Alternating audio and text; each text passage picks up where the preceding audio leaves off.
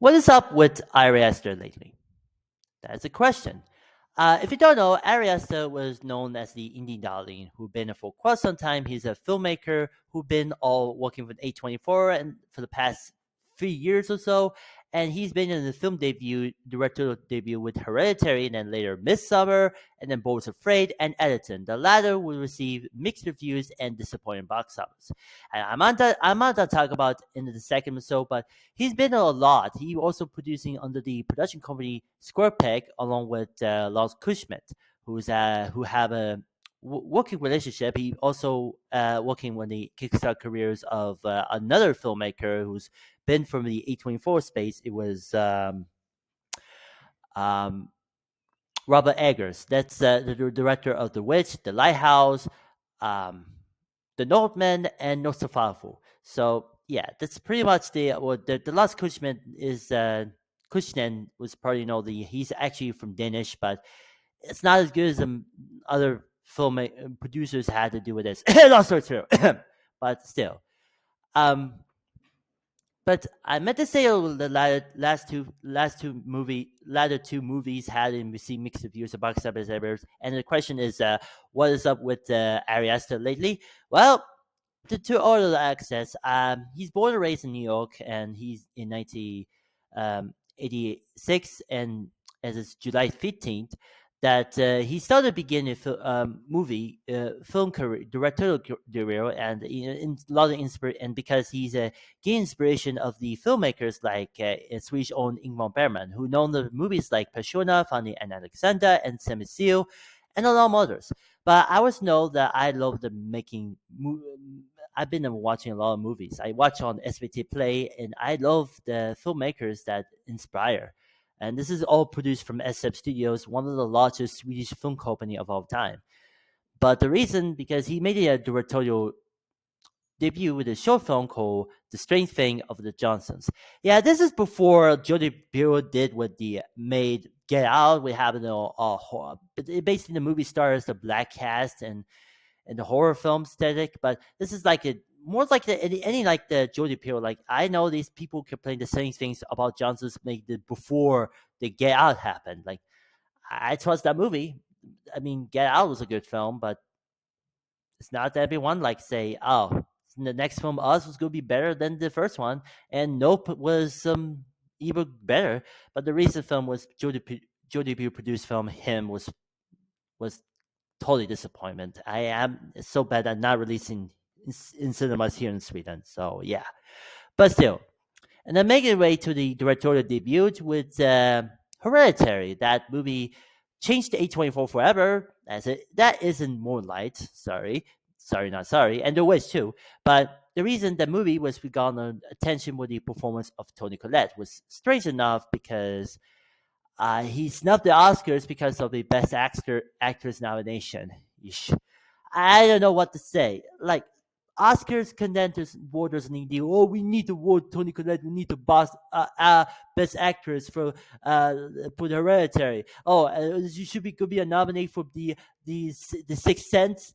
No, we get rid of it. Like I don't know look. Tony Collette is more an Australian actress who's been there for quite some time. He been movies like About the Boy, Little Miss Sunshine, The Hours, the Nights Out, the first one, and Mickey 17 was a recent movie with Robert Pattinson. But unfortunately, that the acting like I probably know the Oscar snub because of the Tony Collette's performance, and I think this not happening to do with this. Someone Be Kind Rewind made a video about that, so yeah. Also the direction and especially the inspire like mostly a filmmaker, for example. Again, Ingmar Bergman. So it was a sex in the game to the next film, the directorial effort, what is Midsummer, which came out a year later. And that movie and I was this guy. This movie changed my life forever because I saw it in Filmstaden in Örebro, is my hometown in Sweden. I sit here like this, like that. Oh, I've been doing that thing, and I watch it, and I instantly loved it. That movie changed my life forever, and it changed because that prosthetic, like scenography, visuals, like typing, and the performance of Florence Pugh was phenomenal. I respect that actress, and especially the director. That movie, I want to know that the movie was becoming my favorite filmmaker, as along with Robert Eggers and Guy Ritchie. But I want to say I like to say Midsummer was become a sort of a cult classic movie, not as good as Hereditary, but heck, even airing Midsummer movie on the Swedish television last year, and one interesting enough, they forgot adding the title in the opening credits. Why? Why? This is a word print or something. I know the Swedish public television is so SVT what is that Water forgot adding the titles in the opening credits. Do it after the opening scene of the movie. This is bullcrap. Anyway, sorry about that, but yeah, that the first two movies is pretty much phenomenal. I love Midsummer rather than Hereditary, but I had to see Midsummer. By the way, that's a fun fact. I bought the DVD of Hereditary. That's the first film, and I watched it too. And again, the phenomenal performance of Tony Collette, because it's also snob, and the visuals and the cinematography, and then the and I also mentioned that the uh Mini Shibero was probably gone diagnosed with thing I would talk about, and the notes like this. See, there's they use that line. I mean, I know that the thing like that's a sound. I know the from know that, and even I think that I love that movie so much. Even Dead Meat made the first two Ari Aster movies, Hereditary and Midsummer. So over the kill count. So yeah, but then things not very good as a directorial effort and career of Mr. Astor. The next film was Boys Afraid. It was a total disappointment. It was almost 3 hours long, and I would describe as the Astor described as a 4 hour long nightmare comedy or 3 hour long. I don't know, but it is. But that Boys Afraid was not nightmare comedy. It was straight up Charlie Kaufman esque movie. And it also stars Joaquin Phoenix because it's a high of a career after the Best Picture, no, Best Actor winner of the playing Joker in the Joker, and that's not very good at all. I mean, I'm not even a fan about the Joaquin Phoenix as an actor. Like, look, I respect that, but the reason after Joker Oscar winning Best Actor because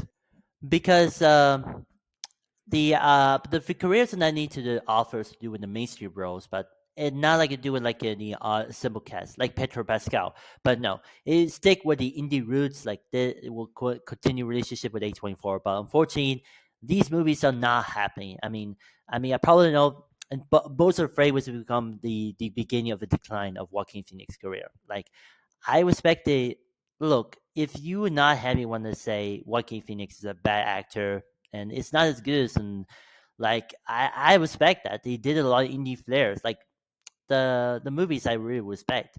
But the problem of the Joaquin Phoenix career is might be the complete this most important the recent failures that reads that's between the Both Afraid and on the next film her Editon. I always know that Joaquin Phoenix went to the indie darling to most important actor to most untalented actor that pretty making terrible stuff, indie stuff. And again, the most important that Both Afraid was the first film was a decline, and before that it did Come On Come On, and it originally released in middle and pandemic, but this is A24 of course. But Come On Come On was I haven't seen Come On Come On, but I will really watch on SBT Play in some point. But then after Both Afraid, that the thing's not going to be not good. There's a Joker for the deux, and the Weekly Scott's Napoleon movie was pretty much disappointment, and I think that the latter was because that Stanley Kubrick was not proud of that movie because he's dead many years ago. So yeah, I don't know what to say. That's Joaquin Phoenix is pretty much a careers, and Ari Aster's film, obviously after Midsummer and Hereditary, not so great. And the movie star alongside the actors like Nathan Lane from as a voice from Sukuru from the Lion King movie, as well as Amy Ryan and Stephen McQueen Hellison. Yeah, the one person was working at working at A24 lately because he had a few projects, including Civil War, of course, and of course the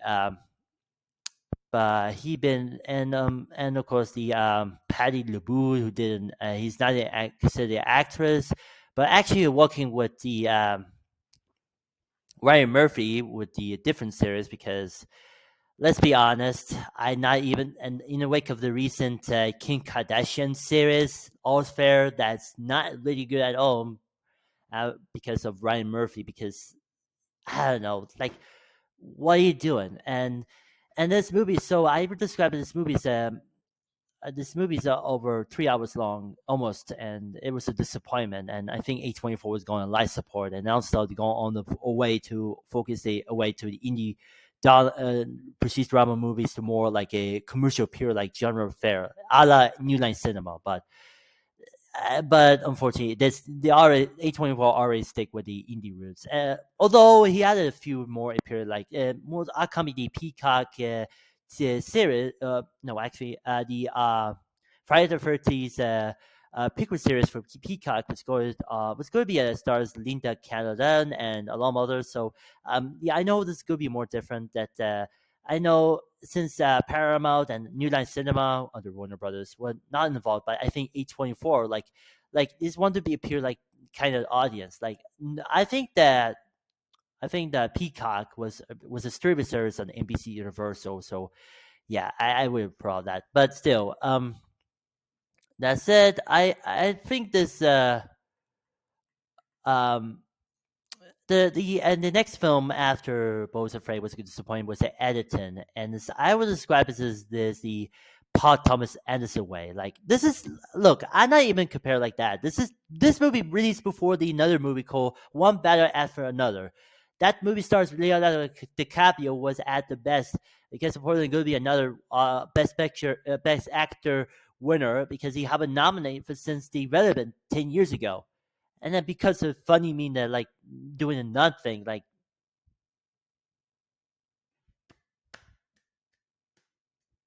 that that's in a nutshell. But I want to go to happen. But still, if Editon was not going to be worse than the Rose Afraid, it got even worse. Like you see, it did receive good reviews, but is it considered a disappointment? It stars alongside the Walking Phoenix, a lot of got stars, including everyone's favorite Hollywood personality that isn't Chris Pratt and Jack Black and all others. It's Pedro Pascal along with Luke Grimes.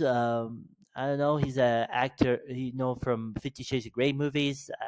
What seriously? As well as in Austin Butler and the Emma Stone. And funny enough, this came out the same year as another movie of the Bulgarian, was a Greek director. Was a Ari Aster was a producer. So that's a far better film. But I respect Aster's working impressed after seeing working with the Editon and gaming doing the producer. So I'll sell my rules. But yeah, Editon, I haven't seen Editon. I describe this movie as the movie was set in Bedenic and like, but unfortunately that movie is not as good. It's like this, like compared with another battle after another like that. But unfortunately, that movie is so considered disappointment, and is it the box office favorite? But received good reviews, but it nominated for Palme d'Or at the Cannes Film Festival. But yeah, this movie so not happening. Like, look, I know the Petro Pascal and the Austin Butler and Emma Stone was probably going to be was the best possibly in the acting career resume, and Petro Pascal's phenomenal became in the same year between the materials, also for the A24 and the MCU Fantastic Four movie, and year before the Gladiator 2 was probably much the failure for the sequel. But I saw that and I respect that. Even Denzel Washington steal that show because who doesn't Denzel Washington was a great actor. I mean, no offense, but I love that. But unfortunately, didn't watch it. But unfortunately, that Editon was a mock the recent film and was a disappointment. But however, it was after when along with the producer Lars Kusment, who was head of the production company Square Peg, when they included producers again from the Bo's Afraid and Edison, especially Midsummer, but and supposedly also producers of some movies and executive producers who've been working for him, including Dwayne Cinero, who stars Nicholas freaking Cage, because Elvis the Alien were saw that movie, so I probably going to check it out in the description below. So shout out to Elvis the Alien. Did a lot of videos about that, especially Nick Cage related stuff as well. And also it's also executive producer of Squash Cat, the Stacey Eisenberg Ryan King movie that's directed by David and Nathan uh, Sealer brothers. Rumors that the film stars Kate Blanchett and Elizabeth Denters, which owned was pretty much not as good as I remember. And then they executive produce of the underrated and most unlike sorry that I meant to say the most mediocre A24 movie I really seen was the Death of the Unicorn stars Jenny Ortega, was hot off of the uh, Wednesday series for Netflix, and it was receiving mediocre movie mixed reviews. And I saw that, and that movie so important that they hired a guy from Midsummer because Ari Aster produced it, and like, what do you know? Yeah, I don't know. No offense, that guy who played in for Midsummer and the Dead for Unicorn. I don't know what they get in this movie. No, and also the same guy was, and also the same person who did another 8 movie, uh, Warfare. That's a good film. But and then came Bulgarian. And that movie is a remake of the English Japanese remake of Save the Green Planet. It was a South Korean movie starring Jang Jong Hwan, and it's a film that, and it's pretty much, I saw the movie and it completely changed my life forever. And that movie is pretty much especially the ending. It's got received good reviews, and I received that I respect Emma Stone's hair shaving and gone changed physique like that. He had a new short hair and become unknown, but at the time, Emma Stone was pretty much went to the careers and even had a production company, Fruit um, Tree, and a company who's a working director, as well as the Greek director Yokos Lagamios.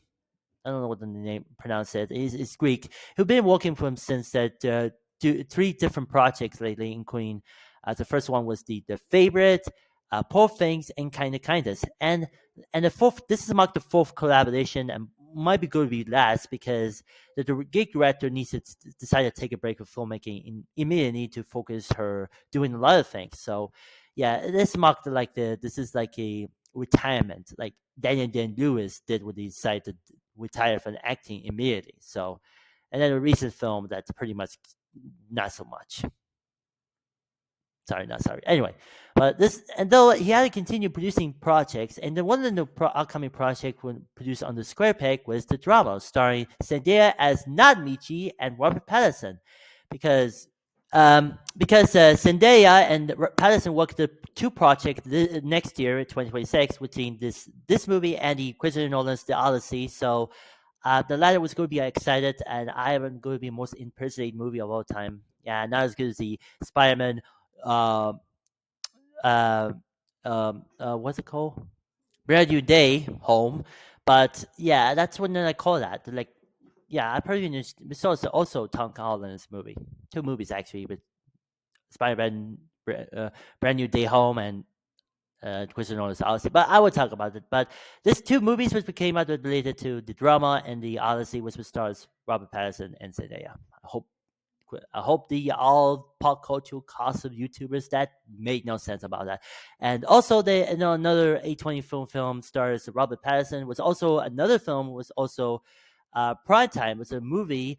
Um, it's a biopic of the NBC Deadline, the Deadline reporter like type thing. It's going to be a biopic, but I think that the A24 and Robert Pattinson's relationship would have been quite some time. The first film was the Warrior alongside um, Guy Pearce, was an Australian film, was distributed US by A24, was the okay reviews. Good Time was the Sadly Brothers directorial debut. Um, was probably going to receive well, and the second film of the Patterson's work with A24. And the third film was The High Life, the Clint Dennis sci-fi film starring alongside Juni Punoch and Mia Goth. We had the U.S. distribution rights from but of this movie. And the and fourth, and mostly the recent film before when he become at least before the becoming an actor playing Batman in Robert Eggers, Matt Reeves Batman. Is the Robert Eggers The Lighthouse was a fourth A24 film, was received stars alongside Willem Dafoe, and I loved it. That movie's amazing, and this is like I haven't seen High Life, Good Time, and The Rover because and the probably cinephile, many cinephiles like many would consider the auteur actor. Like Robert Pattinson went to the Twilight Kid to become the most important actor of all time, but yeah, I think Kristen Stewart do her own thing with the Spencer movie, and I think there's no yeah the Twilight co-star by the way was pretty much so yeah I think the upcoming A24 movies was been working, including the drama and Bright Time was going to be also produced from Square Peg with Ari Aster's production company. So I please know that A24 will never haven't worked for Patterson for a long time since The Lighthouse. So we'll see what happens, but I hope to see. But also, the upcoming projects including the Arctica, Bushido, yeah, and this title was pretty much not related to German rapper like Bushido, like not half a bit or like made them for German rappers. Like, what do you know? I'm not German. I'm Swedish. I'm from Sweden. I'm not Swedish. And then the Hasan and Getet was a and stop motion movie was pretty much technically is a not as good as the last adaptation we have the Sophie Millers from It movies, but it's released from Orion Pictures for NGM before back when NGM was irrelevant. They got on a lot of financial problems, and the other before it was bought by and then eventually bought by Amazon. Now that's Amazon NGM Studios. Anyway, and the Looning was a film. There's based off the Masters Cole short film from Sundance Film Festival, and Enemies stars reading of these guys from. That's not even routine, but it was stars two important actors, including Jeremy Allen White and Austin Butler again. And I love it was pretty much the two important actors. Jeremy Allen White, I ever mentioned that he's an actor from The Bear, and he become the acting career with movies like uh, The Iron Claw was also from A24, and Deliver Me No Warrior was a Bruce Springsteen, the Boss biopic. And Oscar Butler, who's worked with Astor in the edited movie, was again there's a disappointment, but it worked again, but in the producer chair. So there's that. I have accepted that. So yeah, I hope the upcoming A24 projects was more different than usual, but it's pretty much the becoming a new era of the entertainment. But but like I said, I know that the Ari Aster's career was highs to lows. Even the producers were producing chair was more focused on more like a type of more latest stuff. Mostly it appeared like a strategy about the problems, the trauma, and then especially stuff and long takes. So I think this. But the last two movies was pretty much the disappointment. Like Boys Afraid was received $12 million in the box office, and Editon was also received $13 million at the box office. That both films, recent films, Boys Afraid and Editon, received the same Rotten Tomato score at 68%, and almost at the 69%. Nice, but I think the reason that the movies that the recent two movies are more like most going to be expenses that the Boards of Afraid was going to be expenses and most become the most expensive A24 movie of all time, but it's considered disappointing. But it isn't until a year later with the Alex Garland's um, Civil War was gonna we see it's got a budget of $50 million, and it received it well, and it got a lot of casting again, like mostly from Kirsten Dunst to Wacker Morgan and Kelly Spiley. From the girl from the Sophie Coppola's uh, Priscilla movie that pretty much came a year after the Guzman's Elvis biopic, but this is not even the canon. Like, look, this is the same universe, like and yeah, I think that like this probably become the Civil Wars of sex, but these Ari Aster Both Afraid was a considered disappointment as a box office failure, and even in the most expensive movie didn't work. But Civil War did. But later, Edison was turning down the extra budget and got $25 million. Again, with the same mistake, was a considered disappointment. I think there's reason that needs to talk, and I will continue. Like Ari Aster was one of my become my favorite filmmakers, along with Robert Eggers and yes, Guy Ritchie. But Robert Eggers is not as good as I remember. The first two films was going to be Ingmar Bergman. The first film was going to be like was to be like no, actually, the first two films want to be like Ingmar Bergman with a twist, and the third film was going to be wants to be like Charlie Kaufman, and the more fourth and recent film was want to be like Paul Thomas Anderson. And yes, I know that I know this is like this is because the one better after another not releasing yet, but this is not a comparison. Like this is a key like type thing is pretty much and the aspect ratio like the same thing. Like this is different, but this that didn't work. The recent two films didn't work. It was a considered disappointment. But this movie, but I hope the next Ari Aster movie was going to be better, and I hope the Unrealized Project was going to be different. I hope it's going to be post short scripts, like skitty melodrama, the sci-fi satire movie, the musical film, as the Edison sequel that not gonna made. Thank God, because again, the one out films pretty much no. And then the horror film was what he wanted to work on, and of course the Don't Wake Daddy adaptation was going to be the relative, but as and of course the Gangster Saga epic was actually no, this Robert Eggers we were not proud of that, but actually the enemies was belong to the Gangster uh, Saga epic movie, but. That, although the Ari Aster was producing, but he's not directing. It was directed by Henry Durham. So, yeah.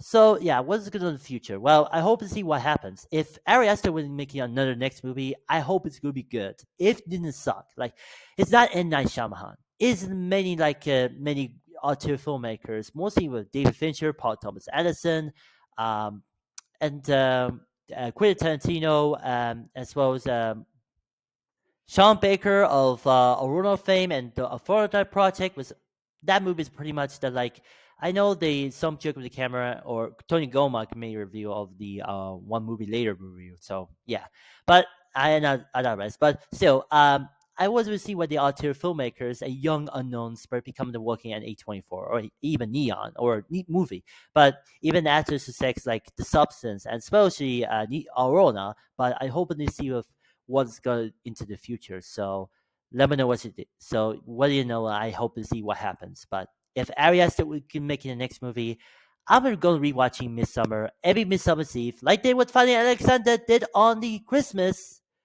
on Swedish television. I hope it's gonna be better. That pretty much. So that's my 2 cents. So I'm hoping to see what happens. Astor's film career was going has the lows lately, and even the producing chair we have a good movies like one of which is a Green Scenario and Bulgaria, and the next movie was going to be a A24 drama starring Zendaya as not Michi and Robert Pattinson. So we will see what happens. So I hope Ari Aster's film career was happening very soon, and I hope it's not going to be disappointed anytime soon. That was a long video.